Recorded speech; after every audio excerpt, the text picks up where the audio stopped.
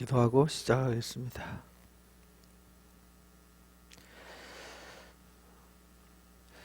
감사합니다, 하나님. 세상이 아무리 혼란스럽고 세상이 아무리 복잡해도 우리는 하나님의 평안의 손길 아래에 있습니다. 모든 만물을 하나님이 창조하셨고 모든 역사와 상황을 하나님이 친히 경영하심을 우리는 분명히 믿습니다. 어떤 상황이든 하나님은 항상 택하신 자들에게 유익한 길로 이끌어 주셨습니다. 하나님의 언약을 기억하면서 항상 우리를 유익한 길로 이끌어 주시는 그 말씀의 가르침에 귀를 기울이게 하여 주옵소서.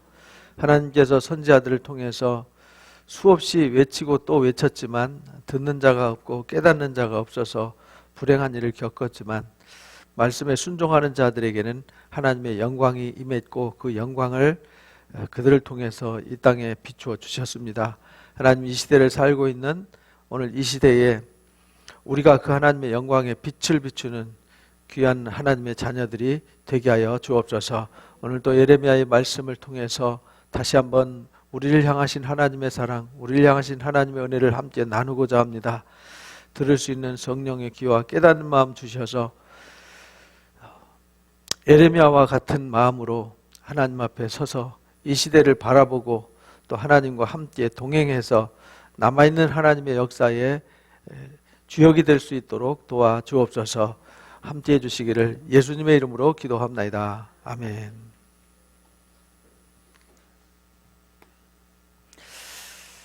지난주에 17장, 예레미야 17장 하다가 말았죠.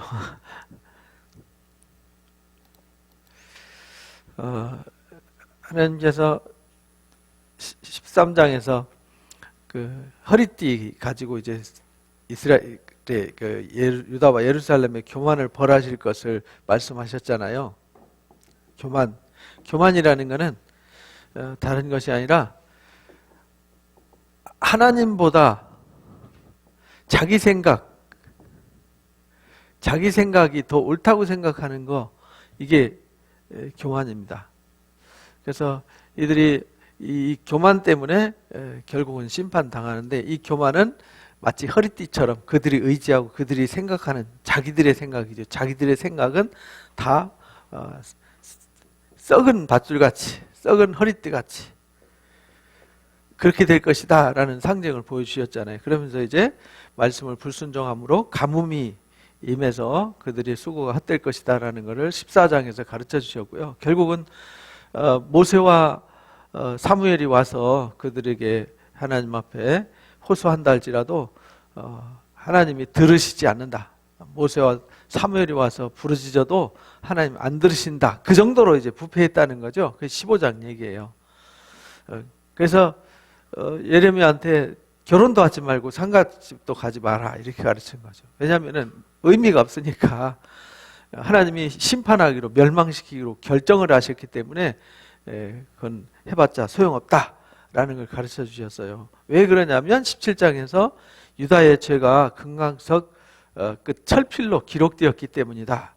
금강석 철필로 기록되었으니까 얼마나 단단하게 기록이 됐겠어요. 지워지지 않도록 아주 철저하게 기록이 된 거죠. 그렇게 기록이 돼서 이들의 교만이, 이들의 생각이, 이게 죄잖아요. 이 죄가 아주 깊이 새겨졌어요. 그래서 그 증거를 보여줬죠. 그 증거가 새겨진 죄가 그들의 삶의 현장에 그대로 다 녹아 있었던 거죠. 산들마다, 푸른 나무 밑에마다 이 우상 앞에 제사하는 제단들이 있었고요. 또 아세라한테 제사했던 그런 일들이 거기에 그대로 펼쳐져 있어요. 그래서 하나님이 손을 떼겠다 그렇게 말씀하셨어요. 4절에 보면은 내가 내게 준 내 기업에서 내 손을 뗄 것이며 내가 너로 하여금 너를 알지 못하는 원수를 섬지게 할 거다. 그래서 이제 그 유명한 5절부터 8절까지의 말씀.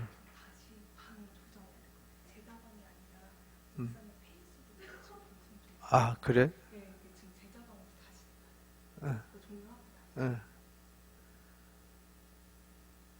줘봐, 내가 해줄게.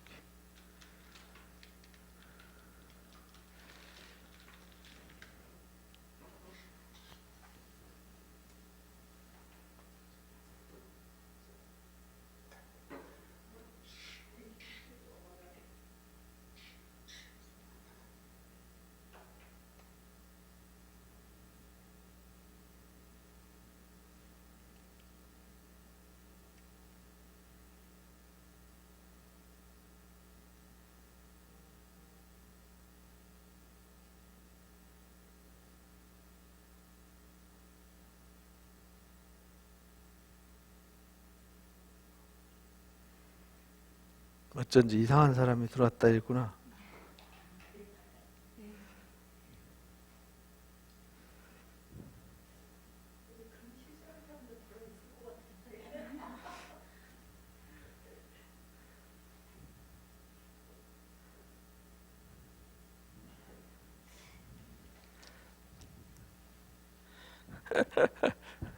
저는 새벽 예배를 무심코 해놔놓고 한참 하는데 막 사람들이 엄청 들어오는 거 바바바박 들어와서, 근데 내가 모르는 분들이 막 들어와서 아니 이 새벽에 왜 우리 새벽 예배방에 왜 이렇게 많이 들어오지? 이러고 있었더니 엉뚱한 사람이 들어왔어요.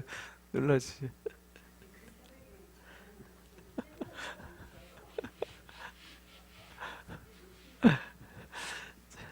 누르세요. 오늘 예레미야 17장에서 20장까지 이제 하는데요. 항상 무슨 말씀하실 때는 이 말씀이 근거가 있잖아요. 근거. 그러니까 하나님이 하시는 일은, 하나님은 이유 없이 일하지 않아요. 하나님은 무슨 일을 할 때 항상 근거를 갖고 일하시거든요. 이제 그 근거가 뭐냐면 이제 앞에서 말씀하셨던 13장부터 이렇게 쭉, 그 이전에도 이렇게 말씀하셨지만은 쭉 왜 하나님이 이들의 죄가 금강석 철필로 막 새겨져서 왜 하나님이 그들에게 내밀었던 손을 철수할 수밖에 없는지, 그들에게 맺었던 언약을 왜 하나님이 폐기할 수밖에 없는지 그 근거를 제시하는 거죠. 그 근거가 결국은 우상 숭배였고 자기 교만이었어요. 자기 교만. 근데 오늘날도 보면 똑같잖아요. 그건요, 구약 시대든 신약 시대든 뭐 앞으로 다가올 세대든 똑같습니다. 바뀌는 거는 문화만 바뀌는 거죠. 이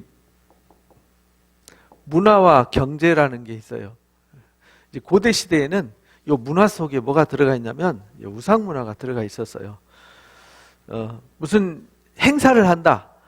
마을이나 지역이나 국가에 무슨 행사를 한다 그러면 다 종교적 행사였어요. 우리나라도 마찬가지였죠. 옛날에 우리 배가 뜨려면은 용왕한테 제사 지내고, 또 산에 가려면 산신령한테 제사하고, 저 어렸을 때 이렇게 농사 지으면 첫 소득 거두면은 밥을 해가지고 밭둑 논둑에다 막 밥그릇을 갖다 놨던 기억이 있어요.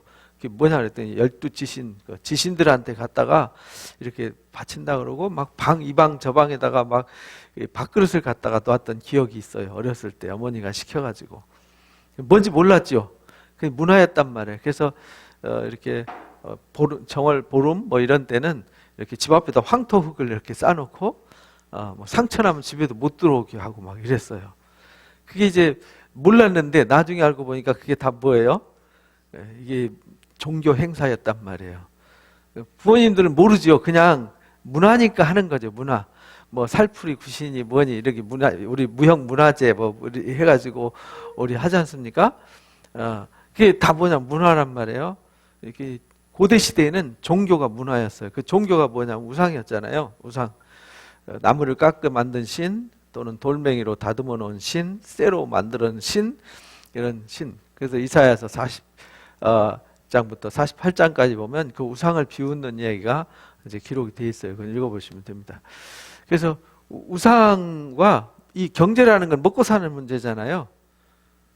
이거는 고대나 지금이나 똑같아요. 그래서 문화의 변화가 경제를 변화시키고 경제의 변화가 문화를 바꿔요. 그래서 우리가 예전에는 스마트폰 없을 때는 주로 만나서 대화하고 이렇게 지하철 없을 때는 버스 타고 다녔고, 버스가 없을 때는 걸어 다녔고, 뭐 낙이 타고 수레 타고 이렇게 다녔지만 결국 경제가 발달하니까 좀 빨라지고 편리해졌던 것 뿐이지, 도구만 바뀌었을 뿐이지 사람이 사는 문화와 먹고 사는 문제는 똑같습니다. 그래서 앞으로도 계속 이게 바뀔 거거든요. 그래서 지금은 이제 이렇게 앉아서 우리가 말씀을 듣지만은 또 이렇게 멀리서 이 영상으로도 이렇게 말씀을 듣잖아요. 옛날 같으면 상상도 못한 일이죠. 옛날에는 사진 한 장 찍어서 인터넷으로 메일로 보내는 것도 어려웠어요. 그래서 유니텔, 하이텔 이런 거 천리안 이런 거 기억 나시나요? 예, 우리 80년대, 90년대 초반에 윤텔, 하이텔, 뭐 천리안 이런 거 해가지고 이메일 하나 보내는 것마다 아주 획기적이었죠. 왜냐하면 편지 써서 일주일 가고 오고 막 이랬는데 이메일 보내면 바로 가서 바로 열어볼 수 있었는데 사진 한 장 보내는데요. 이 파일을 실어서 보내는 것이 획기적이었어요. 근데 해상도도 엄청 낮은 거 하나 보내는데 시간이 엄청 걸렸어요. 영화 한 편 다운받는데 뭐 1박 2일 걸리고 막 이랬어요. 그것도 화질이 좋은 것도 아니고. 근데 요즘은 이제 삼성에서 개발을 했는데요. 1초에 영화 82편을 보낸다 그러더라고요. 최고 HD 화질 82편을 보낼 수 있어요. 그만큼 속도가 빨라졌죠. 그게 빨라지니까 뭐가 바뀌냐? 문화가 바뀌는 거예요. 빨라지니까 빨라진데 적응하는 거잖아요. 우리가 스마트 세계에 접하니까 스마트 세계에 익숙해지기 위해서 우리가 반응을 하듯이 그것만 달라진 거예요. 똑같아요. 우리가 이 구약에 이스라엘 백성들 이야기를 나누면서 또 선지자들의 이야기를 듣지만 에이 그건 옛날 얘기야. 아닙니다. 오늘날 똑같은 얘기입니다. 그래서 우리가 이 말씀을 통해서 상황만 다르지 우리한테 비춰주는 거울이다라는 걸 잊으면 안 돼요. 그래서 이 자기교만과 우상숭배 여기서부터 문제가 되었다. 그래서 이 죄가 흔적이 남아있다. 그래서 이들의 죄가 그대로 여기 기록되어 있는 것을 보여줬다라고 말하죠. 그래서 하나님이 그 흔적이 죄가 새겨졌는데 이렇게 보여졌다.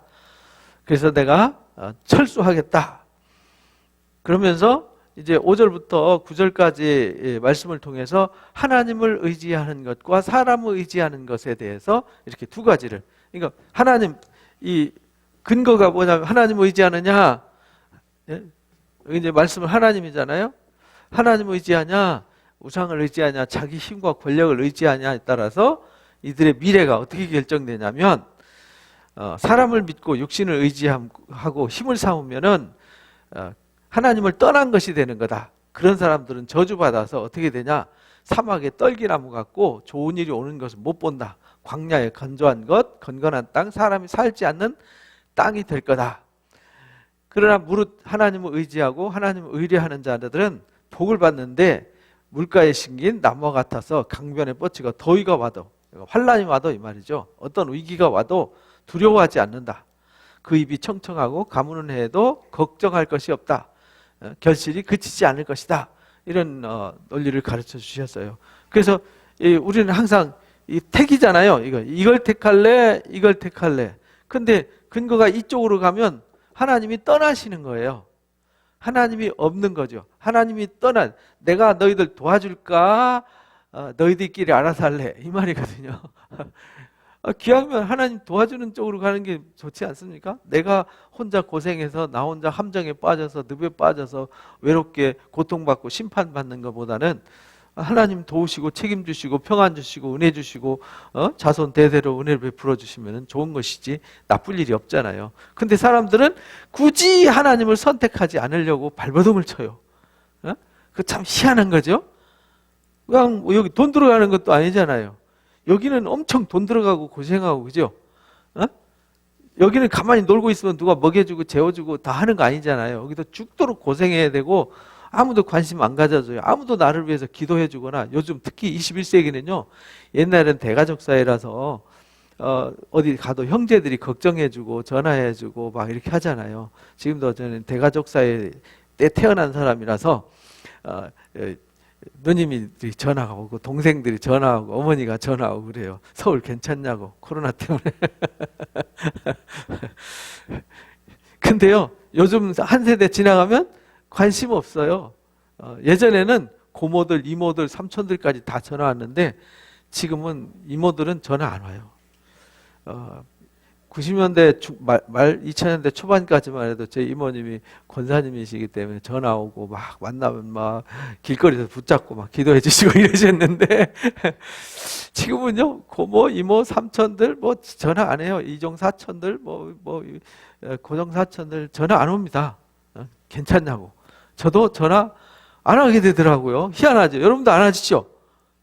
저만 그런 게 아니더라고요. 모든 사람이 다 그렇게 바뀌었어요. 시대가 바뀐 거죠. 근데 점점 그게 형제간에도 서로 연락 안 하는 시대로 바뀌어가는 거죠. 이게 심각한 거죠. 왜 그러냐면 하나님 의지하는 게 아니라 자꾸 사람 의지하고 막 내가 우리끼리 살려고 막 발버둥치다 보니까 관심이 없어져 가는 거예요. 왜냐하면 갈수록 문화가 바뀌고 경제가 바뀌어져 가니까 거기서 생존하기 위해서 발버둥 치다 보니까 남 옆에 쳐다볼 겨를도 없고 누가 간섭하는 것도 싫고 그런데 시간 뺏기는 것도 싫고 이렇게 된 거예요. 이게 무섭게 변해가는 거죠.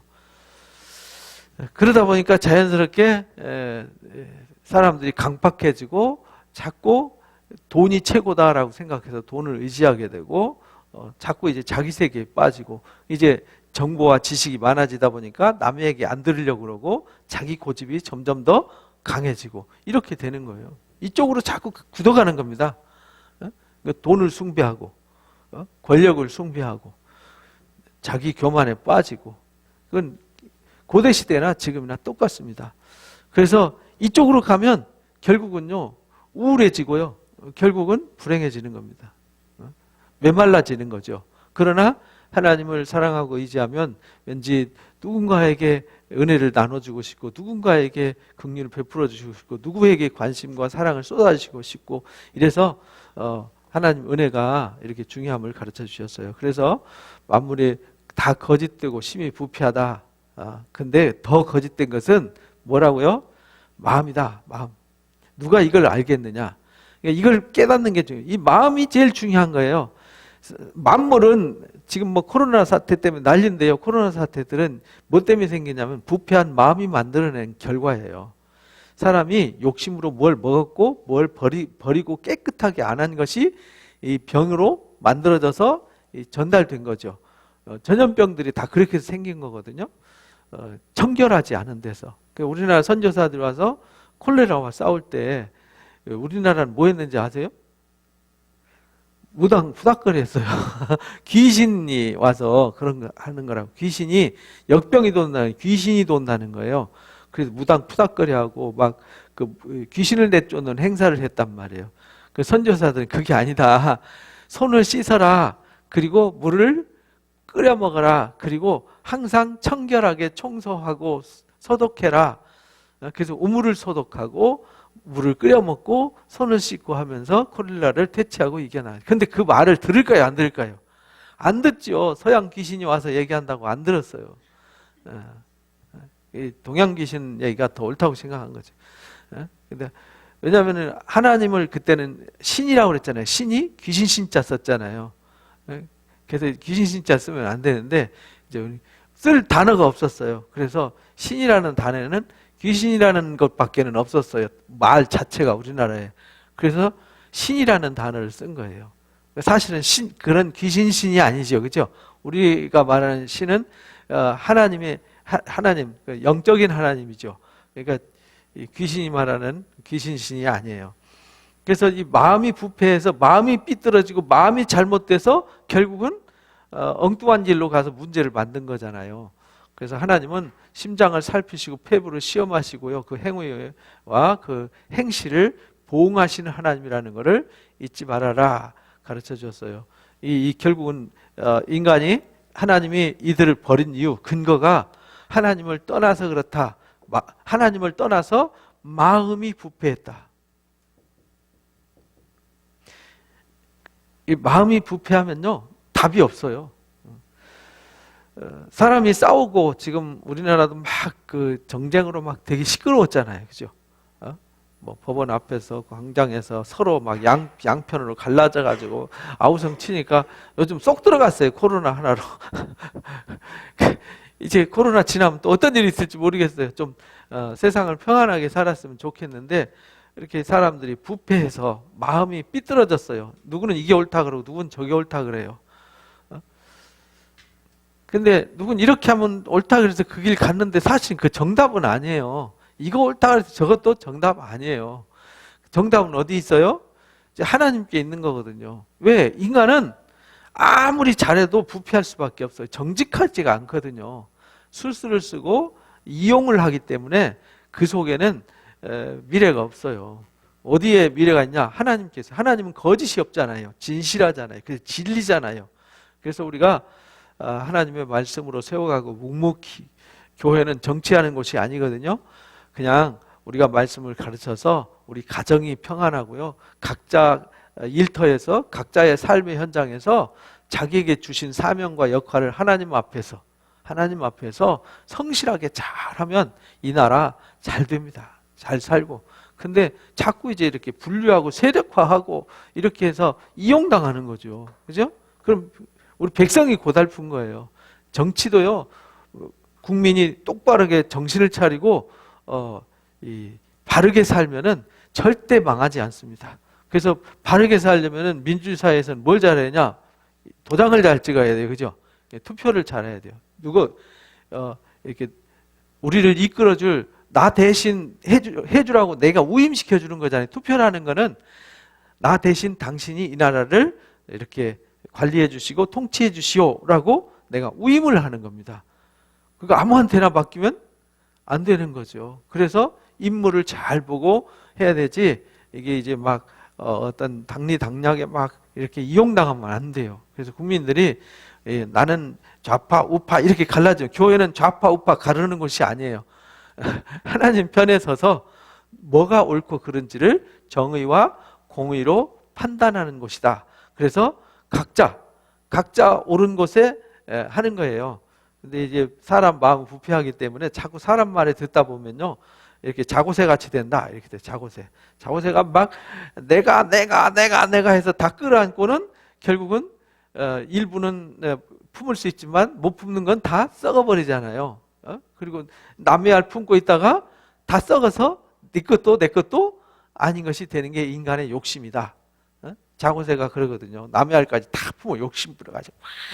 근데 이 새가 다 품을 수 있는 이 덩치가 작으니까 20개 이상을 못 품어요. 그러면 30개, 40개, 그럼 나머지는 다 썩어버리는 거예요. 인간이 욕심 부려서 말 움켜쥐지만 이제 한계가 있다라는 겁니다.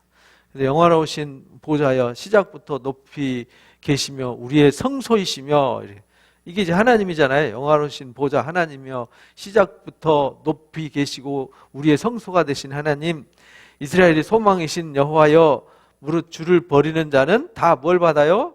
수치를 당해요. 하나님을 떠나면 인간이 총명이 흐려져요. 그래서 내일 우리 설교 주제가 이제 하나님의 알에 대한, 하나님을 힘써 알자, 이것이 내일 설교 주제인데요. 이 이스라엘의 소망이신 하나님을 버려서 하나님을 모르니까 결국은 수치를 당하는 거죠. 왜? 이 속에, 이 성경, 이 말씀 속에요, 모든 인류가 평안해지고 복을 받고 구원을 받는 방법이 있어요. 근데 이 권력이라는 건 권력이라는 둘이 될 수 없는 거잖아요.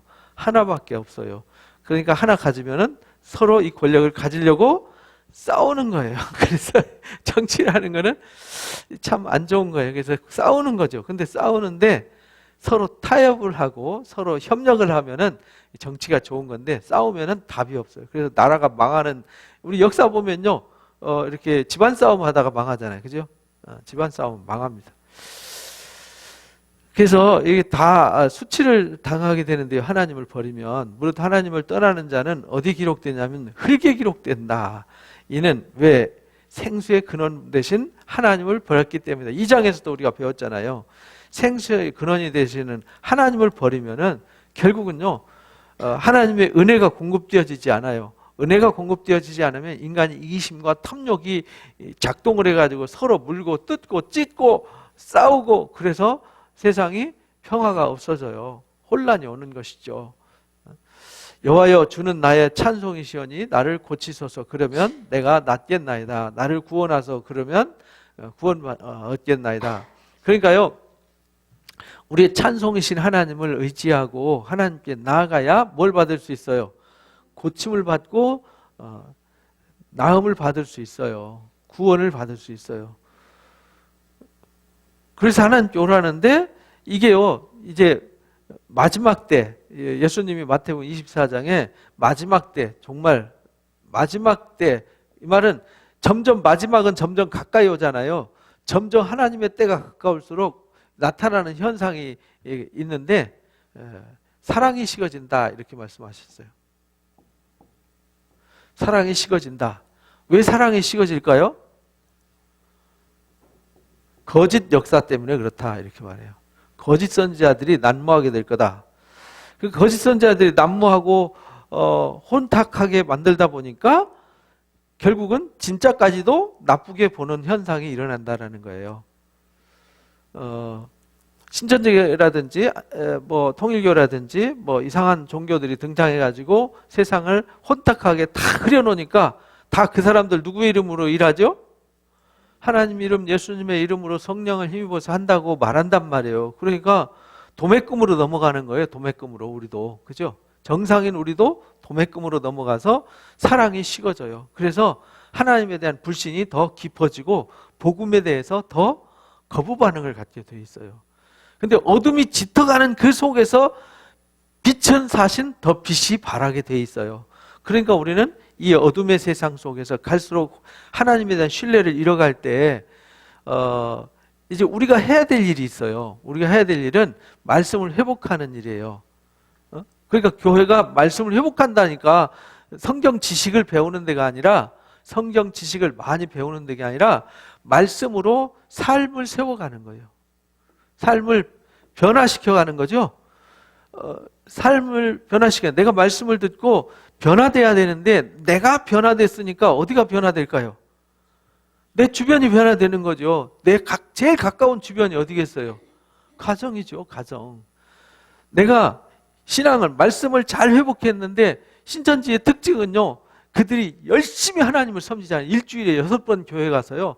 하루에 4시간, 6시간씩 성경을 공부하고 기도한대요. 엄청난 거잖아요. 주일은 아침부터 저녁까지 살아요. 근데 그들의 가정은 어떻게 됐어요? 엄마가 아줌마가 되고 아빠가 아저씨가 되는 세상으로 바뀌어 버렸잖아요. 자기를 핍박한다고 악마로 만들어 버리는. 근데요, 사실은 신천지만 그런 게 아니라 기성 교회들도 이미 그런 교회들이 많아요. 믿지 않는 남편, 믿지 않는 가족들을 악마로 취급하고 마귀 취급하는 사람들이 많다는 겁니다. 왜 그렇게 됐냐?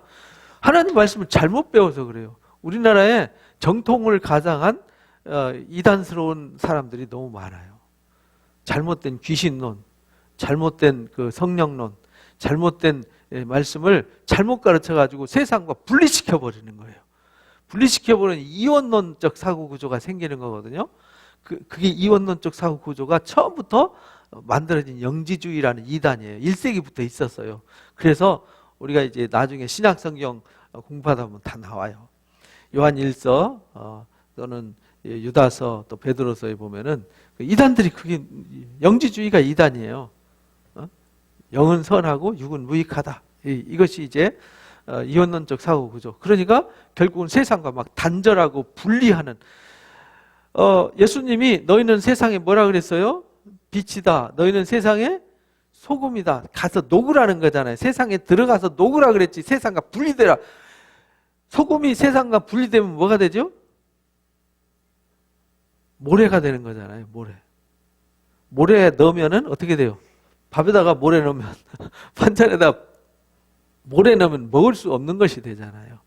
우리가 소금이 되라는 말은 세상으로 들어가서 너희를 녹여서 네 가족을. 그래서 베드로 사도가 그렇게 말했잖아요.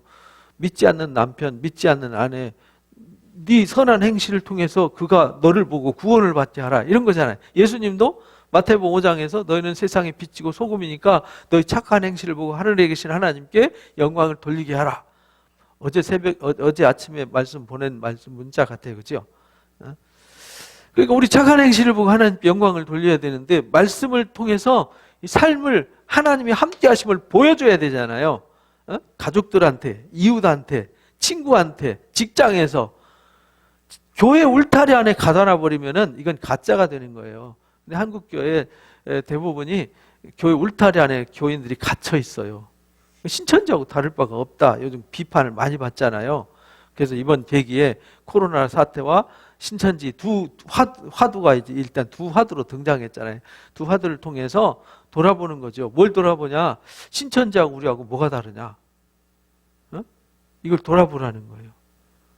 내가 정말 하나님 말씀으로 변화받아서 내가 세상의 빛인가 소금인가 잘 봐서 내가 모래가 되어 있는가 소금이 되어 있는가를 잘 보고 내가 어둠인가 빛인가를 분별하라는 거죠. 그 가짜와 진짜가 구별되는 거잖아요. 그래서 진짜는 더 이제 진짜로 드러날 거고요. 가짜는 가짜로 사람들이 금방 알게 된다라는 겁니다. 그래서 우리는 진짜 진리를 가슴에 품고 진리를 드러내서 하나님을 찬송하는 삶이 되어야 된다. 그래서 하나님께 나아가면 우리의 고민, 문제, 아픔이 치유되고 낫게 되고요. 결국은 구원받게 된다. 보라, 그들이 내게 이르기를 여호와의 말씀이 어디 있느냐 임하게 할지어다 이렇게 말한다라는 거예요. 사람들이. 나는 목자의 직분에서 물러가지 아니하고 주를 따라 싸우며 재앙의 날도 내가 원하지 아니하였으면 주께서 아시는 바입니다. 내 입술에서 나온 것이 주의 목전에 있습니다. 예레미야가 사람들이 말씀 어딨냐고 외치니까 나는 목자의 역할에서 한 번도 벗어난 적이 없습니다. 오직 주님만 따랐습니다. 그래서 재앙의 날도 내가 원하지 않았습니다. 그런데 예레미야는 원치 않지만 듣는 자들이 듣지 않고 말씀을 따르지 않기 때문에 이 재앙이 오고 있다는 말이 되는 거죠. 내 입술에서 나온 것이 주의 목전에 있나이다. 그러니까 이 예레미야가 한 말이 나는 하나님 말하는 거 다 했고 나는 재앙도 원치 않고 나는 오직 주님만 따랐습니다. 근데 이들이 원하지 않아서 결국은 하나님 말씀을 떠나서 재앙이 이들에게 기록되었고 기록된 대로 이들에게 행위대로 임하는 겁니다. 이 말이잖아요. 주는 내게 두려움이 되지 마옵소서. 재앙의 날에 주는 나의 피난처십니다. 그래서 예레미야는 나는 하나님 안 보려고 하나님 떠나지 않았으니까 나는 주님의 그 심판이 두려움이 되지 않게 해주십시오. 그렇잖아요. 하나님이 이 땅에 어떤 재앙이나 어떤 환란이 마지막 주님 오셔서 온 세상을 심판한다 할지라도 내가 바르게 서 있으면 나는 하나님이 두려움이 아니라 기쁨이 되는 거죠. 주님이 나의 기쁨이 되는 거죠. 죄 짓는 사람은 두려움이죠. 왜? 심판밖에 없으니까. 그래서 우리는 주님의 피난처가 돼야지 두려운 하나님이 되면 안 된다. 나를 박해하는 자로 그래서 막 핍박하는 자들에게 하나님 재앙을 내려달라고 기도하는 거예요. 박해하는 자로 치욕을 당하게 하시고 나로 치욕을 당하지 않게 해주십시오. 그들은 놀라게 하시고 나는 놀라지 않게 해주십시오. 재앙의 나를 그들에게 임하게 하시고 배나 되는 멸망으로 그들을 멸해 주십시오. 그러니까 예레미야가 이 말씀을 외칠 때 BC 627년부터 활동했다 그랬잖아요. 예레미야가 요시야 왕 13년부터 활동을 했으니까 요시야 왕이 640년부터 왕을 했거든요. 그러니까 627년인데 지금 요 말씀 외치는 요 시기가 5, 6년경이란 말이에요. 막 이제 1차 포로로 잡혀가기 직전에. 그러니까 한 20년 가까이 지난 거잖아요. 그죠? 27년이니까 22년 지났네. 약 20년 이상 지난 20년 동안 말씀을 외쳤는데 이들이 징그럽게 안 들으니까 예레미야가 답답한 마음에 이렇게 호소하는 거예요. 나는 치욕 당하지 않고 놀라지 않고 재앙의 날에 나는 멸망하지 않게 해주시고 저들은 그들이 뿌린 대로 그들이 부패한 마음대로 자고새처럼 저렇게 살았으니까 그들이 죄가 철필로 금강석 철필로 새겨졌으니까 그들을 심판해 주십시오 이렇게 말하는 거죠. 왜냐하면 이들이 예레미야 외치는 말 하나님이 이들의 회복을 위해서 말씀하시는데 오히려 예레미야를 핍박하고 구덩이에 가뒀거든요. 여호와께서 내게 이와 같이 말씀하시되 뭐라고 말씀하시냐면 유다 왕들이 출입하는 평민의 문과 예루살렘 문에 서서 외치래요. 이르기를 왕들이 출입하는 왕의 문이 있고 평민들이 출입하는 평민의 문이 있어요. 이제 동쪽 문은 이제 왕이 출입하는 문이고요. 이제 북쪽과 남쪽, 서쪽의 문은 평민들이 출입하는 문이에요. 문으로 들어오는 유다 왕들과 유다 모든 백성들, 예루살렘 모든 주민들, 너희는 하나님 말씀 들어라라고 가서 외치라는 거예요. 이와 같이 말씀하시되 스스로 삼가서 안식일에 짐지고 예루살렘 문으로 들어오지 말아라 이렇게 외치라는 겁니다. 왜냐하면 그들이 안식을 무시해버리고요. 안식일을 지키지 않았어요. 안식일인데 성전에 가서 제사 살짝 드리고 가서 자기 할 일을 하는 거죠. 그러니까 신앙은 자기 딴에는 한다고 하는 거죠. 뭔가 열심히 한다고 했어요. 제사도 드렸어요. 그러니까 잘 한 거죠. 남들이 봤을 때, 자기가 봤을 때, 요즘 그리스도인들 똑같잖아요. 주말 되면은 막 밤을 불야성을 이루는 밤을 불태우다가 주일날 되면 해롱해롱하고 와서 졸다가 가고, 그리고 나는 주일 지켰다고, 그런 사람들이 7, 80%잖아요. 그런 사람 너무 많단 말이에요. 형식적인 그리스도인들이. 들어오지 말며 안식일에 너희 집에서 짐을 내지 말며 어떤 일이라도 하지 말고 내가 너희 조상들에게 명령함 같이 안식일을 어떻게 지키라고요? 거룩하게 지켜라. 거룩하게 지키는 게 어떻게 지키는 거냐면요, 안식일 예비일이 금요일이에요. 우리 다섯째 날이죠. 우리는 금요일이고 그들은 월화수목금을 안 써요. 유대인들은 지금도 월화수목금을 안 쓰고요. 안식일 후, 안식 후 첫째 날, 둘째 날, 셋째 날, 넷째 날, 다섯째 날을 안식일 예비일 이렇게 말해요. 여섯째 날이 안식일 예비일. 그래서 제7일이 안식일이에요. 그래서 여섯째 날에 해지기 전에 모든 일을 다 마무리해요. 해지면은 제7일 안식일이 되잖아요. 해지는 때부터 그 다음날 해지는 때가 안식일이니까. 그래서 안식일은 모든 걸 다 준비하고요. 안식일에는 아무것도 안 해요. 뭐 하느냐? 예배만 해요. 근데 교회 와서 예배만 하냐? 아니에요. 회당에, 지금은 이제 유대인들 회당이 있으니까 회당 예배고요. 회당이 있기 전에는 가정에서 예배하고 안식하면서 가족들과 대화하고 나눔을 가졌어요. 그건 일이 아니잖아요. 그러니까 거룩하다는 말은 다시 일주일 살았던 삶을 내가 어떻게 살았는지를 돌아보고 내가 지금 어떤 상태인지를 하나님의 말씀으로 점검하고 돌아보고 고치고 씻고 새롭게 하는 날이에요. 이게 안식이에요. 안식이란 말은 더러운 거를 씻어내고 상처를 치유하고요, 마음을 치유하고 무거운 짐을 벗고 더러운 것을 씻어내는 시간이에요. 이것이 안식일이에요. 왜? 그래야 내가 또 일주일을 사니까. 근데 우리는 안식일에 대한 개념 자체가 정의가 안 내려져 있죠. 그래서 하루 종일 막 교회 울타리 안에 갇혀서 이제 고난을 당하는 이런 시대로 바뀌어 버렸어요. 그 스트레스 받으니까 집에 와서 스트레스 쏟아버리고 또 일주일 내내 짜증내면서 살다가 또 주일 와서 또 그러고, 이게 1년 내내 뺑뺑뺑뺑뺑 도니까 삶이 병들어가는 거죠. 가족 관계도 병들어가고 삶도 변화되지 않고, 누가 그리스도인으로 살라 하면은 피곤하고 그렇잖아요. 그죠? 이렇게 되는 거예요. 그런 거 하지 마라. 그들은 순종하지 아니하며 귀를 기울이지 아니하며 그의 목을 곧게 하여 듣지 아니하며 교훈을 받지 아니하였느니라. 결국은요, 하나님 말씀 가르침을 제대로 받아서 왜 안식일을 거룩하게 지키라고 그랬을까? 왜 안식일을 거룩하게 지키는 게 좋을까?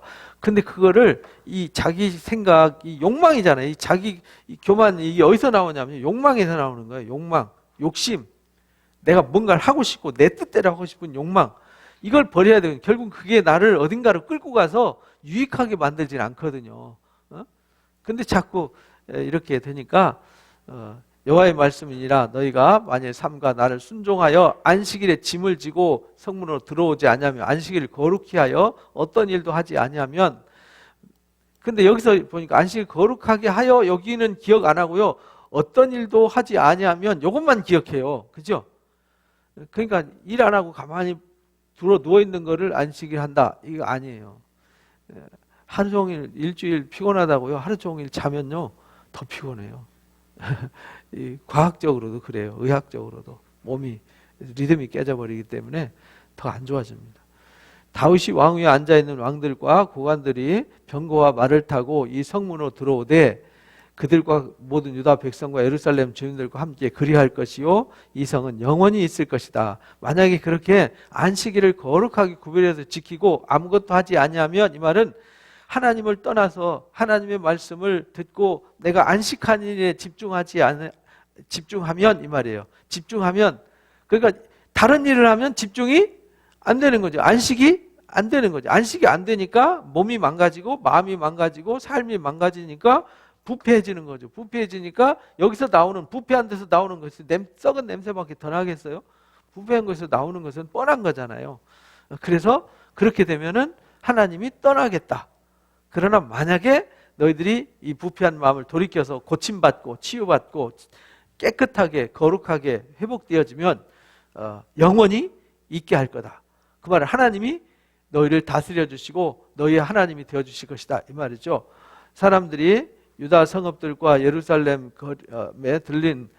둘린 곳들과 베냐민 땅과 평지와 산지 네겝, 여기 이제 베냐민 땅과 평지가 이제 세필라를 말하거든요. 서쪽에 블레셋 평야가 있고 샤론 평야가 있고 예루살렘 산꼭대기 있잖아요. 평지와 여기 평야와 산꼭대기 요 언덕 지역을 평지라고 그래요. 세필라와 산지 네겝.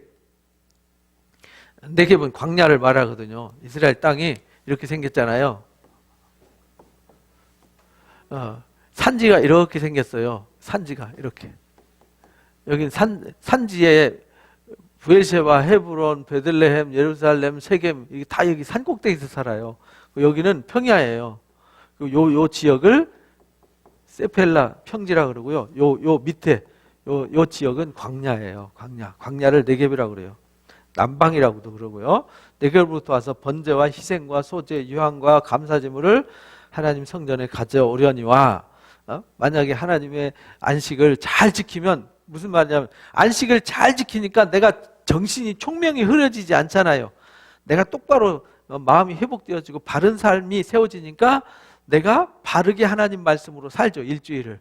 그렇게 사니까 하나님이 풍요롭게 해주셔서 그들이 이렇게 하나님 앞에 다양한 곳, 산꼭대기에 살든 평지에 살든 네겝에 살든 사람들이 몰려와서 소제, 유향, 감사제물 하나님 앞에 가져오려니와 그러나 만일 너희가 순종하지 않으면 반대로 신명기 28장 말씀대로 순종하면 축복, 불순종하면 저주 얘기가 똑같은 거예요. 순종하지 아니하고 안식일을 거룩되게 하지 아니하면 안식일을 거룩하게 지키지 않으면요 지키지 않고 안식일에 마음을 뺏겨갖고 시선이 세상을 욕심과 자기 생각으로 교만으로 빠지면 예루살렘 문으로 들어오면 이 말이잖아요. 안식에 짐지고 예루살렘 문으로 들어온다는 것은 이미 안식을 벗어나서 말씀을 떠나서 자기 생각 고집으로 이미 하나님과 동행하지 않는다는 뜻이잖아요. 그러면 내가 성문에 불을 놔버리겠다. 불을 놔서 예루살렘 궁전을 삼키게 할 거다. 그 불이 꺼지지 않을 거다 하셨다 할지니라. 그러니까 하나님이 무섭게 심판하시겠다. 그 말은 내가 아브라함과 이삭과 야곱과 맺었던 그 언약, 다윗과 맺었던 언약 이들이 깨먹어서 하나님이 그들과 함께 할 수 없는 상태가 되니까 흩어버리고 다시 하시겠다 이런 말이에요. 남는 자들을 통해서. 그래서 18장에 하나님이 예레미야한테 또 말씀하셨어요. 이제 18장, 19장에는 두 가지 상징을 가지고 말씀하세요. 첫 번째는 토기장의 집에 갔어요. 예레미야한테 야 토기장으로 내려가. 그러니까 예레미야는 무슨 말인지 일단 가라고 하면 가야죠. 그래서 갔어요. 거기서 내 말을 내게 들려줄 거다. 토기장의 집에 가면 내가 말 들려줄게 이렇게 말해요. 그래서 내려갔더니 그 토기장이가 농로로 일을 하는데 농로가 뭐죠? 이렇게 불을 지펴가지고 토기를 굽는 거 있잖아요. 토기를 이렇게 흙으로 빚어가지고 이렇게 구워서 이 그릇을 만들잖아요. 진흙으로 만든 그릇이 토기장이의 손에 터짐에 그가 그것으로 자기 의견에 좋은 대로 다른 것을 만들더라. 그러니까 진흙으로 이렇게 만드는데 보니까 시원찮은 거는 팍싹 깨버리고 잘된 것만 농로에 넣어서 구워서 내더라 이 말이죠. 그때에 그리고 딱 보고 있는데 이렇게 보고 토기장이 하는 일을 이렇게 보고 이제 이해를 했어요. 그때 하나님 말씀이 임했어요. 여호와의 말씀이니라 이스라엘 족속아 이 토기장이가 하는 것 같이 내가 너희에게 행하지 못하겠느냐. 이스라엘 족속아 진흙이 토기장의 손에 있음 같이 너희가 내 손에 있느니라. 그러니까 하나님의 손에 있는데 하나님은 말씀으로 잘 빚어서 좋은 그릇이 되는 걸 깨끗한 그릇 귀한 그릇 만들고 싶으시잖아요. 근데 귀한 그릇 만들려고 하는데 이게 삐뚤어지고 일그러지니까 팍싹 깨버리더라 이 말이죠. 토기장이가 그와 같이 하지 않겠느냐 이 말이에요. 내가 어느 민족이나 국가를 뽑거나 부수거나 멸하려 할 때 이 예레미야가 처음에 1장에 부르심 받을 때 그랬잖아요. 하나님이 뽑고 파멸하고 파괴하며 세우게 한다 이랬잖아요. 만일 내가 말한 그 민족이 그 악에서 돌이키면 내가 그에게 내리기로 생각했던 재앙을 돌이키겠다. 그러니까 하나님은요 우리가 회개하면 말씀으로 돌아오면 몽둥이 들고 이렇게 깨려고 하다가도 돌이키겠다 이렇게 말씀하세요. 근데 내가 어느 민족이나 국가를 건설하고 심으려 할 때에, 여기는 이제 민족이나 국가를 뽑거나 부수려고 할 때, 여기는 부시려고 할 때 이들이 회개하면요, 뜻을 돌이키면 하나님이 없던 걸 해주고, 근데 세우려고 하는데, 심으려고 하는데 만약 그들이 보기에 악을 행하면, 하나님이 좋은 일을 하려고 하는데도요, 하나님 말씀을 청종하지 않으면 그에게 유익하리라고 한 그 한 복에서 뜻을 뭐 한다는 거예요? 돌이키겠다. 그러니까 우리는 신앙이라는 건요, 이 믿음이라는 거, 우리는 이제 의인은 뭘로 살죠? 믿음으로 산다는 말은, 믿음이라는 말은 한결같다는 뜻이에요. 믿음이라는 건 흔들리지 않는 거잖아요. 반석. 그래서 히브리 말로 에무나라 그래요. 아무나 갖는 게 아니라서 에무나예요. 히브리 말로 에무나라 그러는데,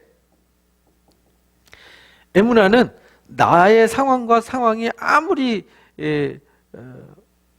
어려운 상황에 처하더라도 하나님의 하나님 되심이 변하지 않아요. 나의 하나님 되심이. 하나님이 하나님 되심이 바뀌지 않잖아요. 내가 어떤 상황에 처했다고 내가 나됨이 바뀌는 건 아니잖아요. 내가 처한 것이 어려운 거지. 근데 사람은 어떤 일을 겪으면 나도 바뀌고 하나님도 바뀌고 다 바뀌잖아요. 사람도 바뀌고. 그래서 남 원망하고 자신을 학대하고 하나님을 부정하고 막 이렇게 된단 말이에요. 그건 믿음이 없는 것이죠. 그건 자신도 못 믿고 남도 못 믿고 하나님도 못 믿고, 그럼 못 믿냐? 사탄이를 믿는 거죠. 결국은 부정을 믿는 거니까. 그래서 믿음이라는 건요, 흔들리지 않는 거예요. 변하지 않는 거예요. 그러므로 너는 유다 사람들과 예루살렘 주민한테 말해라. 하나님 말씀에 보라, 내가 너에게 재앙 내리며 계책을 세워 너희를 치려 한다. 그렇게 하나님 결정하셨어요. 그런데 너희가 악에서 돌이키며 각기 길과 행위를 아름답게 하라 하셨다 하라. 그러니까 회개를 요구하는 거죠. 하나님이 진노하셨다. 근데 너희들 회개해. 그럼 회개하면 하나님이 없던 일로 해줄 거야. 여러분도 그러잖아요. 자식을 막 혼내주려고 그러는데, 자식이 막 공부한다고 막 혼내주려고 그러는데, 얼른 가서, 그래, 내가 더 놀지 말고 열심히 공부해야지. 공부하면, 들었던 멍댕이도, 그래, 그래, 공부 열심히 하라 그랬잖아. 그럼 맛있는 거 주고 그러잖아요. 그죠? 하나님도 똑같다, 이 말이에요. 멍댕이 들고 혼내주려고 막 끓는 기름감 막 부으려고 막 준비하고 있는데, 이들이 회개하면, 부으려고 했던 것도 취소, 이렇게 하신다 이 말이에요. 그럼 하나님이 거짓말 하시는 하나님이냐? 아니에요. 이것도 약속이에요. 처음부터 하나님이 이스라엘 부르셨을 때 신명기 30장에 너희가 뜻을 돌이키면 내가 없던 거를 할 거야 라고 약속했기 때문에 약속을 지키는 거지.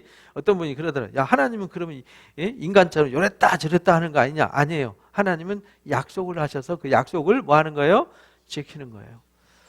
그러나 그들이 말하기를 이는 헛되니 우리는 우리의 계획대로 행하며 우리는 악한 마음에 완악한 대로 행할 거다. 근데 하나님이 회개하라 라고 요청했는데 끝까지 고집 부리고 회개 안 하면 그냥 확 부어버리겠다 이 말이에요. 끓는 기름감아. 몽댕이 내리치려고 했던 거 더 심하게 내리칠 거다 이 말이에요. 그러므로 여호와께서 이같이 말씀하시니라. 너희는 누가 이런 말을 들었는지 여러 나라 가운데 물어라. 처녀 이스라엘이 심히 가증한 일을 행하였도다. 처녀 이스라엘이라는 말을 왜 썼냐면, 처음에 이스라엘 백성이 부르심 받을 때는 순수하잖아요. 그 순수함을 잃어버렸어요. 이게 처녀라는 말은 순결한 여인. 우리 연애할 때도 그러잖아요. 처음 만나서 남녀가 만나가지고 손 한번 잡으려 해도 그냥 발발발 떨면서 손을 잡는데 타락하면 그런 거 없어지잖아요. 에? 그래서 가슴 콩닥콩닥 뛰고 막 이런 게, 이게 순수함이란 말이에요. 때묻지 않은 순수함. 이스라엘이 하나님을 향해서 그랬다는 거예요. 마치 연애하는 청춘 남녀가 가슴 콩닥콩닥 뛰어서 손 한번 잡는 것도 가슴 콩닥콩닥 뛰듯이 그렇게 순수함이 있었다는 거죠. 근데 그게 처녀 이스라엘이에요. 근데 그들이 심히 가증한 일을 행했다는 말은 이제는 음녀가 되었다는 거예요. 음녀. 우리가 앞에서 이제 3장에서 배웠잖아요. 남편을 버리고 바람 피운 상태. 음녀가 되었어요.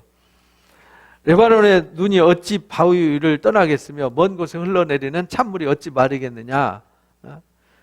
레바논은 해발 보통 높은 데가 3,300m 되고요. 낮은 데가 1,900m 정도 돼요. 그리고 우리 헐몬산이라고 그러죠. 2,800m 돼요. 굉장히 높은 산이죠. 근데 그런 높은 산 위에는 항상 눈이 쌓여 있었어요. 지금은 이제 기후 변화로 눈이 녹지만 그 헐몬이라는 말이 흰머리라는 뜻이거든요. 그러니까 항상 눈이 녹지 않고 안티레바논 산맥과 레바논 산맥 두 이렇게 이스라엘 북쪽에 여기가 레바논이잖아요. 여기가 레바논인데 여기 레바논 산맥이 있고 안티레바논 산맥이 있어요. 요 끝자락에 요 끝에 있는 산이 헐몬산이에요. 성경에 나오는.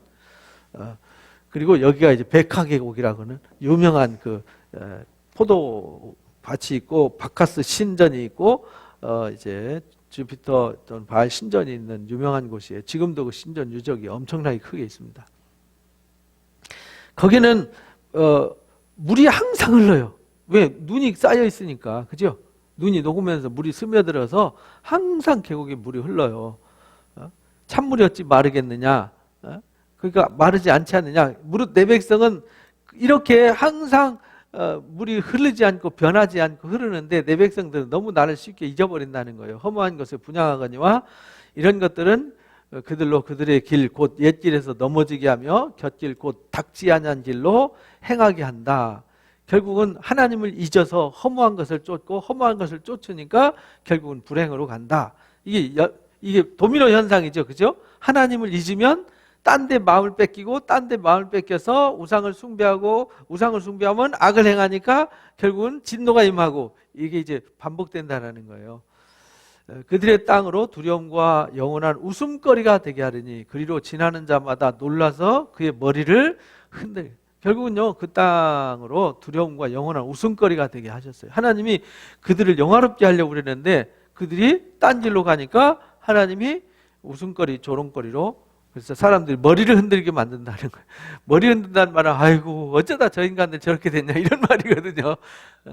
내가 그들을 그들의 원수 앞에서 흩어버리기를 어떻게 흩어버리냐? 동풍으로 함같이 할 거다. 동풍의 바람이 불 때는요 무섭게 불거든요. 동풍을 성경에는 재앙의 바람이라고 그래요. 동쪽에서 부는 사막의 바람, 뜨거운 열풍이 불면요, 이 레바논 이 요르단 사막, 사우디아라비아 사막 또는 이 사하라 사막 이런 데 가면요 사막 모래바람이 지형이 수시로 바뀌잖아요. 바람 불어서 모래가 이동을 해가지고. 근데 거기에 조그마한 나무가 자라잖아요. 말라버리면 뿌리째 뽑혀서 휘잉 하면 사방팔방 돌아다니다가 웅덩이 어디 머무르면 거기서 또다시 싹이 나서 자라고 막 이래요. 동풍은 재앙의 바람, 심판의 바람. 그 이제 히브리 말로 캄신이라 그러죠. 시로코라고도 그래요. 그들이 재난의 날에는 내가 그들에게 등을 보이고 얼굴을 보이죠. 재난에 등을 보인다는 얘기는 하나님이 돌아서서 안 보신다는 얘기예요. 그러니까 우리가 하나님을 향해서 등을 보여서도 안 되고 하나님이 우리를 향해서 등을 보여도 안 되는 거죠. 그러니까 우리가 하나님은 절대 우리한테 등을 보이지 않으세요. 근데 우리가 하나님을 향해서 등을 보이면 하나님도 우리한테 등을 보이시는 거예요. 그러니까 하나님은 절대 우리를 떠나지 않거나 하나님이 우리가 잘하고 있는데 손을 거두시는 일은 없어요. 그래서 하나님 얼굴을 보이지 않는다는 말은 그들에게서 떠난다 이런 말입니다. 그들이 말하길 이것도 이 신명기 31장에 있는 말씀이죠. 이들이 하나님 말씀을 떠나면 하나님도 얼굴을 숨길 거다라는 그 말씀 그대로입니다. 그들이 말하기를 오라 우리가 꾀를 내어서 예레미야를 치자. 제사장에게서 율법이 지혜로운 자에게서 책략이 선자에게서 말씀이 끊어지지 아니할 것이니 오라 우리가 혀로 그를 치고 그의 말로 어떤 말도 주의하지 말자라고 말한다라는 거예요. 예레미야를 꿰어내 가지고요 예레미야를 막 폭력을 휘둘러서 한번 혼내주자. 그리고 아니 우리 제사장도 있고 선지자도 있고 다 있는데 그 사람들이 좋은 얘기 해주는데 굳이 예레미야를 와서 계속 무슨 얘기만 해요. 심판과 재앙 얘기만 하잖아요. 그들의 죄만 들춰내고. 그러니까 듣기 싫은 거죠. 여호와여 나를 보내사 나로 더불어 다투는 그들의 목소리를 들어보옵소서. 이렇게 예레미야가 그래서 기도하는 거예요. 하나님 저들이 나를 꾀서 나를 죽이려고 구덩이에 집어넣으려고 그러고 내 말 안 듣고 내가 하는 말은 내 말이 아니고 하나님 말씀인데 안 듣고 그들이 거짓 선지자들 말과 그들의 생각을 의지하려고 합니다. 이런 말이죠. 그러니까 그들의 목소리를 들어보시고 악으로 선을 어찌 악으로 선을 갚으리까마는 그들이 나의 생명을 해하려고 구덩이를 팠습니다. 그래서 나중에 예레미야가 진짜 구덩이에 갇히는 일이 생겨요. 이 구덩이 감옥이 진짜 무서운 감옥이거든요. 이렇게 생긴 감옥이에요. 땅을 이렇게 파요. 아주 여기 땅인데 빛이 하나도 없는 암흑이잖아요. 여기 물을 채워서 진흙으로 이겨서 채워요. 여기 빠지면요 정말 고통스럽죠. 일어나지도 못하고 눕지도 못하고. 내가 주의 분노를 그들에게 돌이키게 하고 주 앞에 서서 그들을 위하여 유익한 말을 한 것을 기억하옵소서. 나는 그들에게 유익한 얘기만 했는데 아니 부패하고 더러워져서 와서 치유받고 회복하고 그럼 하나님 은혜 베푸시고 소망 주신다는데 이들은 그 얘기는 싫고 거짓 선지자들 얘기만 듣고 결국은 자꾸 망하는 길로 갑니다. 그러면서 오히려 돌아서서 나를 물고 뜯고 죽이려고 합니다. 그 말이잖아요. 그러한저 그들의 자녀들을 기근에 내어주며 그들을 칼의 세력에 넘기시며 그들의 아내들은 자녀들을 잃고 과부가 되며 장정들은 죽음을 당하며 청년은 전장에서 칼을 맞게 하시며 주께서 군대로 갑자기 그들에게 이르게 하사 그들의 집이 부르짖음이 들리게 하옵소서. 이는 그들이 나를 잡으려고 구덩이를 팠고 내 발을 빠뜨리고 올무를 놓았기 때문입니다. 하나님이 나한테 말씀하시라고 내가 했는데 이들이 거부하고 이들이 듣지 않았습니다. 그래서 하나님이 몽둥이 들고 혼내주려고 했던 그 계획대로 다 실행하십시오. 그 말이에요. 결국은 하나님의 계획이 그대로 실행되는 거잖아요. 왜냐하면 하나님이 예레미야가 이들 막 저주한 게 아니에요. 이건 시처럼 막 하나님 앞에 부르짖어 기도한 내용이지. 하나님 저들을 저주해 주세요. 어떻게 하나님의 사람이 남을 저주할 수 있겠어요? 하나님은 저주라는 게 없어요. 하나님의 저주가 뭐냐면 하나님이 떠나는 게 저주예요. 하나님이 없는 자체가 저주라니까요. 그러면 하나님이 떠나면요 세상은 부패하고 서로 물고 뜯고 파멸되고 누가 와서 공격해도 아무도 보호해주지 않거든요. 그러니까 말 그대로 마치 그 토끼 새끼를 호랭이 소굴에다가 사자 소굴에다 넣어놓는 것과 똑같은 거죠. 거기에 보호자가 있으면 보호해서 이렇게 울타리 쳐놔놓고 사자 너 오면 안 돼 하고 지키고 있으면은 안전하지만 울타리 딱 거두고 보호자 떠나는 순간 그 토끼 새끼는 어떻게 되겠어요? 밥 되는 거죠. 밥. 그걸 저주라 그래요. 그래서 울타리 거두고 보호자가 떠나는 자체가 저주예요. 그래서 하나님 말씀하신 대로 이들을 혼내주십시오 이렇게 말하는 거예요. 여호와여 그들이 나를 죽이려고 하는 계략을 주께서 다 아시지 않습니까? 그 악을 용서하지 마십시오. 그들의 죄를 주의 목전에서 지우지 마십시오. 그들을 주 앞에 넘어지게 하시되 주께서 노하시는 때에 이같이 그들에게 행하옵소서. 결국은요 하나님을 진노케 했어요. 이게 우상을 숭배하고 자기 교만에 빠져서 인간이 마음이 부패해지는 그것은 하나님을 진노하게 하는 거예요. 하나님은 우리가 이렇게 되기를 원하지 않아요. 우상 숭배한다는 얘기는 그거보다 내가 못하다는 얘기잖아요. 생명이 없는 나무가 돌멩이가 종이가 나보다 더 중요하다. 이 돈이 종이잖아요. 종이 그죠? 금 쇳덩어리잖아요. 그게 나보다 더 중요하면 안 되는 거잖아요. 근데 사람들은 그걸 더 중요하게 해서 그걸 하나님보다 우선순위에 두는 거거든요. 우선순위가 우상이에요. 그러니까 나의 삶의 가장 우선순위가 누가 돼야 돼요? 하나님이 돼야 되는 거죠. 그렇다고 해서 돈이 필요 없냐? 아니에요. 그건 쓰라고 주시는 거예요. 근데 그게 메인이 되면 내가 그것의 종이 되는 거죠. 그래서 그것을 주는 신이 나무떼기로 깎아놓은 신, 쇳덩어리로 깎아놓은 신, 돌멩이로 깎아놓은 신이 그걸 준다라고 믿고 쫓아가서 그 앞에다가 하나님이 주신 걸 갖다 거기다 바치잖아요. 하나님이 공기 주시고 햇빛 주시고 생명 주시고 은혜 주셔서 우리가 먹고 사는 건데 그 모든 주신 좋은 선물들을 아무 생명도 없는 그 우상이 했다고 거기다 갖다가 바쳐버린다는 거죠. 그러니까 하나님 진노하시는 것이죠. 그래서 19장에서는요 호리병 얘기가 나와요. 말씀하시되 토기장의 옹기를 사갖고 와라. 그래서 거기서 이제 깨닫게 해주셨어요. 하나님을 떠나면 토기장이가 팍싹 깨듯이 이렇게 하나님의 말씀을 떠나면 이렇게 팍싹 깬다. 그런데 예레미야가 안타까운 마음을 호소한 거죠. 그들이 아무리 외쳐도 듣지 않습니다. 듣지 않으니까 팍싹 깨기로 계획한 대로 팍싹 깨도 되겠습니다. 이런 말이잖아요. 그러면서 더 깨닫게 해주시려고 야, 그 옹기 하나 사와. 그래서 사갖고 왔어요. 그래서 백성의 어른들과 제사장 어른 몇 사람과 하시몬 어구 곁에 있는 흰놈 골짜기, 하시몬 문이 이제 분문을 말하는 거예요. 남쪽에 흰놈 골짜기로 내려가는 문이 있어요. 거기로 가서 내가 이런 말을 선포해라. 이 병 하나, 호리병 하나 갖고 와서 백성의 지도자들과 제사장 어른들 데리고 가가지고 거기로 같이 가래요. 그래서 같이 갑니다.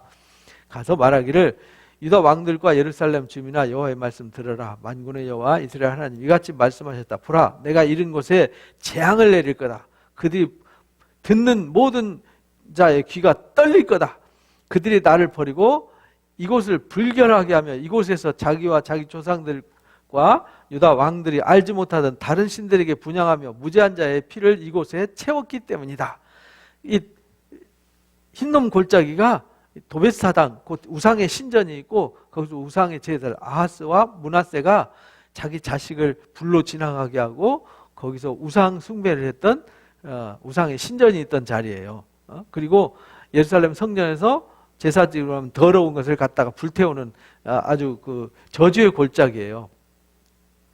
근데 거기에 우상의 흔적이 꽉 찼어요. 그래서 백성들 데리고 사온 그 오지병 들고 옹기 하나 사들고 거기로 가는 거예요. 가서 말씀을 선포한 뒤에 거기 이제 그들이 바알을 위해서 산당을 건축하고 자기 아들을 바알에게 번제물로 불살라 드렸으니 이는 내가 명령하거나 말하거나 뜻한 바가 아니다. 이게 우상숭배 흔적이죠. 그러므로 다시는 이곳을 도벳이나 흰놈의 골짜기라고 부르지 않고 죽음의 골짜기, 사망의 골짜기로 만들어버리겠다는 거예요. 그런 날이 될 것이다.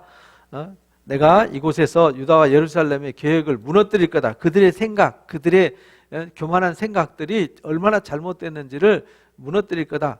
그들로 그들의 대적과 생명을 찾는 자의 손에 칼에 엎드러지게 하고 그 시체를 공중의 새와 땅의 짐승의 뭐가 되게 해요? 밥이 되게 할 거다. 논란과 조롱거리가 되게 할 거다. 모든 재앙으로 말미암아 지나가는 자들이 고개를 뜬다고 이제 18장에 했잖아요. 여기서는 놀래서 조롱하게 될 거다. 그들이 원수와 그들의 생명을 찾는 자들에게 둘려서 곤궁에 빠질 때에 내가 그들이 그들의 아들의 살, 딸들의 살을 먹고 각기 친구의 살을 먹을 거다라고 하셨어요. 그리고는 너는 함께 가는 자의 목전에서 그 옹기를 뭐라고요? 깨뜨려라. 박사 깨뜨리면서 이 말씀을 선포하는 거예요. 이렇게 될 거다. 왜냐하면 사람이 퍼포먼스를 보여줘야 이렇게 되네. 이렇게 깨지면 어떻게 되는 거죠? 다시 취소가 안 되고 회복이 안 돼요. 그릇은 깨면요 다시 뭐 접착제로 붙여서 안 돼요. 깨지면 끝나는 거잖아요. 회복 불능 이렇게 된다는 거예요. 그래서 이 병을 깨는 것을 가지고 퍼포먼스를 보여주면서 이제 너희가 이렇게 될 거야. 회복 불능해. 조롱거리가 될 거야. 하나님은 장난으로 일하시는 분이 아니야. 이런 말이죠. 그들에게 이르기를 만군의 여호와께서 이와 같이 말씀하시되 사람이 토기장의 그릇을 한번 깨뜨리면 다시 완전하게 할 수 없나니 이와 같이 내가 이 백성과 이 성읍을 무너뜨리니 도벳에 매장할 자리가 없을 만큼 매장되리라. 그래서 시체 때문에 쌓이게 해서 우리가 앞에서 네 가지 중한 물로 벌하신다고 했잖아요. 이제 죽이는 칼과 이제 전염병과 이제 짐승 사나운 물어 뜯는 짐승과 공중의 새로 한다 그랬잖아요. 그러니까 이 재앙이 임할 때 그들이 울어줄 사람도 없어요. 장례 치러줄 사람도 없어요. 그래서 예레미야한테 시집도 가지 말고 결혼도 하지 말고 초상집도 가지 마라 이렇게 가르쳐줬던 거잖아요. 여호와의 말씀이라 내가 이곳과 그 가운데 주민에게 이같이 행하여 성읍으로 도벳같이 할 것이다. 도벳 사당이 아주 처참하게 요시아 왕 때 아주 거기에 다 불을 질러버리고 우상의 신들을 갖다가 가루를 만들어서 그들은 골짜기에 뿌려버렸어요. 예루살렘 집과 유다 왕들의 집들이 그 집 위에서 하늘의 만상에 분향하고 다른 신들에게 전제를 부음으로 더러워졌어요. 예루살렘 사람들과 유다 왕들이 도벳사당에 가서 흰농골짜기에 가서 우상을 숭배했어요. 그래서 거기가 더러워졌기 때문에 그 땅이 도벳 땅처럼 되게 할 거다 이렇게 말씀하셨어요. 예레미야가 여호와께서 자기를 보내사 예언하게 하신 도벳에서 돌아와서 여호와의 집 뜰에 서서 백성들에게 말하되 만군의 여호와 이스라엘 하나님이 이같이 말씀하시되 보라 내가 성읍에 대하여 선언한 모든 재앙을 이 성읍과 이 모든 촌락에 내리리니 이는 그들이 목을 곧게하여 내 말을 뭐하지 않았기 때문이에요. 듣지 않았기 때문이다. 그러니까 우리가 항상 하나님 말씀 듣는데 집중해야 되는 이유가 그래서 그런 거예요. 왜냐하면 이 세상은요 어느 누구도 우리를 어떤 길로 이끌거나 어떤 길로 안내해 주거나 책임지거나 하지 않아요. 이것이 정로다, 이것이 참 길이다라고 가르쳐 주지 않아요. 그래서 무시무시한 재앙과 심판을 당하게 되는 것이죠. 우리 이사야서 지난주에 공부했는데 하나님이 이 길이 정로다라는 스승을 주신다 그랬잖아요. 그래서 우리에게는요. 그래서 말씀을 가르쳐주고 말씀을 이끌어주는 곳이 있는 것이 중요한 것이죠. 왜? 그곳에 생명길이 있기 때문입니다. 그래서 20장에 이제 마지막 예레미야가요 가슴을 치면서 울면서 탄식하는 얘기예요. 이 바스울이라는 사람이 임멜의 아들인데요. 성전 총감독하는 사람이에요. 예레미야 이 예언하는 말 다 듣고요. 예레미야를 때렸어요. 데려다가 막 쥐어 패고 감옥에 갔다가 쇠고랑 채워가지고 감옥에 가둬버렸어요. 그리고 다음날 예레미야를 내보냈거든요. 고랑을 풀어주매 예레미야가 이르되 여호와께서 내 이름을 바스울이라 아니하고 마골 밉사비로 할 거다. 아주 밉사비 말 자체가 벌써 세잖아요. 하나님이 너를 그렇게 밉게 만들어서 너를 심판할 거다 이 말이에요. 여호와께서 이같이 말씀하시되 보라 내가 너와 내 모든 친구에게 두려움이 되게 한다. 예레미야가 그렇게 말해요. 내가 너와 모든 친구에게 두려움이 되게 한다. 그들이 원수들의 칼에 엎드러질 거다. 내 눈은 그것을 볼 것이고 온 유다를 바벨론 왕의 손에 넘기리니 그가 그들을 사로잡아 바벨론으로 옮겨 칼로 죽임을 당할 거다. 예레미야는 계속 지금 이 얘기만 하는 거예요. 그러니까 뭐 하라는 거예요? 회개하라, 돌이켜라. 그래서 임박했단 말이에요. 그래서 이 일이 끝나고 바로 바벨론 포로로 잡혀가게 돼요. 1차 포로. 이때 끌려간 사람이 다니엘이죠. 내가 이 성읍의 모든 부와 모든 소득과 모든 기중품 유다 왕들의 모든 보물을 그 원수들에게 넘길 거다. 그를 탈취해서 바벨론으로 가져가게 될 거다. 바스울아 너와 내 집에 사는 모든 사람이 포로되어 옮겨질 텐데 내가 바벨론에 이르러 거기서 죽어 묻힐 거다. 너와 너의 거짓 예언을 들은 내 모든 친구들도 그와 같이 될 거다 라고 구덩이에 갇혔다가 나와서 그러니까 예레미야는 한결같이 이 하나님 말씀을 믿고 그 말씀을 외치는 거잖아요. 근데 이 일이 진짜 이루어질지 아닐지 예레미야도 모르잖아요. 하나님 말씀만 받아서 외쳤는데 예레미야는 뭘 확신을 갖느냐? 하나님이 한번 말씀하시고 말씀하신 것은 반드시 이룬다라는 확신이 있는 거죠. 그래서 담대하게 외치는 거예요. 만약 이 일이 안 이루어지면 예레미야는 사기꾼이 되는 거잖아요. 그죠? 근데 진짜 그렇게 되었어요. 여호와여 주께서 나를 권유하심으로 내가 권유를 받았습니다. 그 말은 예레미야가 선지하고 싶어서 한 거 아니잖아요. 예레미야를 어려서부터 불렀어요. 너 내가 명하는 것을 전파해. 에스겔도 내가 너에게 일러준 말을 가서 전해 라고 불러주셨단 말이에요. 하나님이 강하셔서 이기셨으므로 내가 조롱거리가 되었습니다. 하나님이 나보고 이거 하라고 해서 외쳤는데 나는 맨날 욕만 얻어먹고 감옥만 가르치고 매만 얻어터지고 조롱만 당하고 있습니다. 이런 말이에요. 얼마나 답답하겠어요. 지금 22년 동안 이러고 있는데 그죠? 그 이후에도 앞으로 20몇 년 동안 더 이 말씀을 외쳐야 돼요. 야, 참 힘든 일이죠. 내가 말할 때마다 외치며 파멸과 멸망을 선포하면 좋은 얘기하면 되는데 맨 이렇게 말할 때 파멸과 멸망만 선포하니까 미움을 받을 수밖에 없죠. 여호와의 말씀으로 말미암아 내가 종일토록 치욕과 모욕거리가 되었습니다. 내가 다시는 하나님 말씀을 선포하지 않겠습니다라고 돌아서면 그 이름으로 말하지 않으리라 하면은 마음이 불붙는 것 같아서 골수에 사무쳐서 답답해서 견딜 수 없어서 또 나가는 거죠. 그러니까 하나님이 예레미야를 부르실 때는 단순히 예레미야 너 혼자 가서 해 하는 게 아니라 예레미야에게 하나님의 영을 부어주셔서 그 일을 하게 하시는 거죠. 오늘날 우리도 똑같아요. 성령을 부어주셔서 하게 하셔서 하는 거지 누가 하라고 해서 억지로 하는 건 신앙이 아니에요. 그러니까 신앙은 그렇잖아요. 누가 책임져요? 안 져요. 뭐 목사가? 뭐 전도사가? 아니면 뭐 권사가? 집사가? 책임 안 져요. 신앙은 본인이 책임지는 거예요. 본인과 하나님과의 1대1이란 말이에요. 그러니까 가르치는 사람은 잘 가르쳐야 되고, 왜? 잘못 가르치면 심판이 있으니까. 또 가르침 받는 사람은 잘 가르침 받아서 그 말씀을 잘 따라야 되는 거죠. 그래서 에스겔서 34장에 보면 거짓 목자들을 책망해요. 양들을 괴롭히고 양들을 물어뜯고 양들을 이용해 먹었다고 막 책망하면서 진짜 너희들을 위한 진짜 선한 목자를 보내주겠다 약속하시잖아요. 그 양들한테도 막 책망해요. 양과 염소를 구별하듯이 양과 양 사이도 구별하겠다. 왜? 하나님 주신 그 꼴을 소중하게 여기지 않고 짓밟았다는 거죠. 그래서 양과 양 사이도 하나님 심판하시겠다. 뭐 이렇게 말씀을 하셨거든요.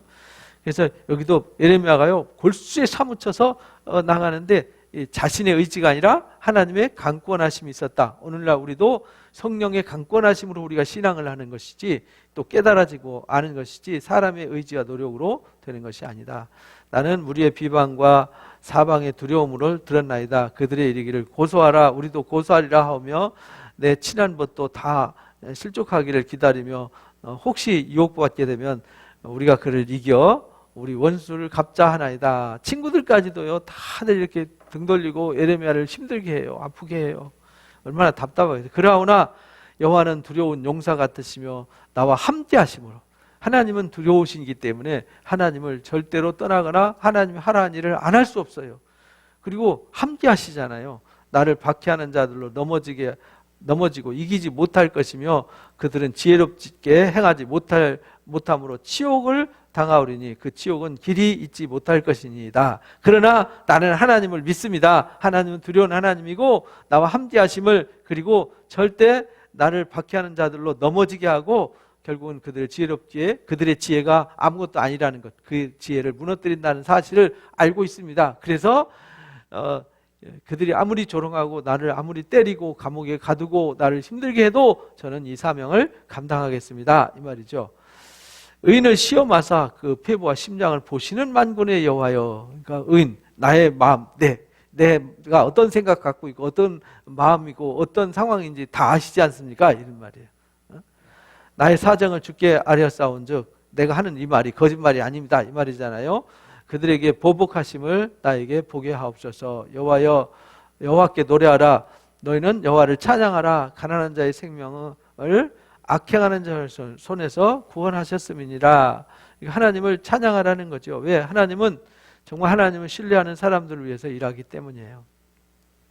내 생일이 저주받았으면 나의 어머니가 나를 낳던 날이 복이 없었다면 나의 아버지에게 소식을 전하여 이르기를 당신이 득남하였다 하여 아버지를 즐겁게 하던 자가 저주를 받았다면 그 사람은 여호와께서 무너뜨리시고 후회하지 아니하신 성읍같이 되었더라면 그 아침에는 부르짖는 소리 낮에는 떠드는 소리를 듣지 아니했더라면 좋을 뻔했다.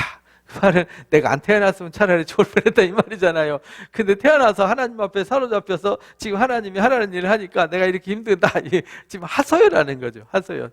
차라리 안 태어났으면 어머니가 이게 시적으로 이렇게 표현한 거잖아요. 차라리 내가 뱃속에서 안 나왔으면 이 꼴 안 나갈 텐데 이 말이에요. 그러면서도 마음이 막 불붙는 것 같아서 나가서 또 외치고 이 일을 하루도 이틀도 아니고 지금 22년째 지금 하고 있고요. 앞으로 또 20 몇 년을 더 해야 돼요. 48년 동안 활동했거든요. 이는 그가 나를 태에서 죽이지 않았고 나의 어머니를 내 무덤이 되지 않게 했고 그의 배가 부른 채로 항상 있지 않게 하신 까닭입니다.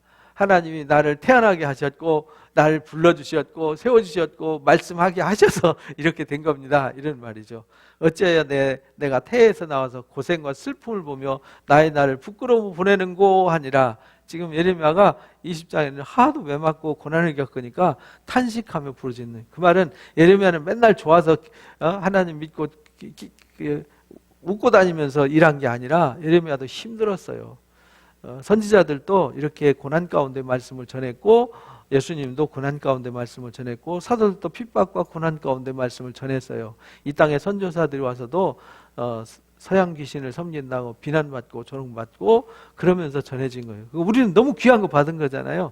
그러니까 우리가 그 귀한 복음을 받았는데 작은 세상의 일이라든지 하찮은 일 때문에 하나님께 등을 돌린다? 이건 말이 안 되는 거잖아요. 하나님 말씀을 떠난다? 이건 말이 안 되는 거라는 거예요. 그래서 이 상황을 통해서 어떤 고난과 환영 속에서도 에무나의 믿음을 지켜야 된다. 에무나, 변하지 않는 한결같은 믿음을 가지고 나아가야 된다. 그리고 안식일을 거룩하게 지키고 하나님 말씀을 꼭 붙잡고 흔들리지 않는 신앙을 해야 된다. 그러면은 세상은 다 지나가고 다 망하더라도 하나님 뜻을 행하는 자는 영원히 거하게 된다라는 소망의 메시지를 준 것입니다. 그래서 이 선지자들의 음성을 잘 들으면 오늘날 우리가 어떤 사람인지 어떻게 살아야 되는지 또 어떤 길로 가야 되는지를 해답을 주시는 것입니다. 그래서 선지자들의 말을 가슴에 새기고 예레미야의 심정으로 오늘 승리하시기를 주님의 이름으로 축복합니다. 기도하겠습니다. 귀한 시간 주셔서 귀한 말씀으로 영적 일깨움 주시니 감사합니다. 말씀이 곧 생명이요 길이요 진리임을 다시 한번 깨닫습니다.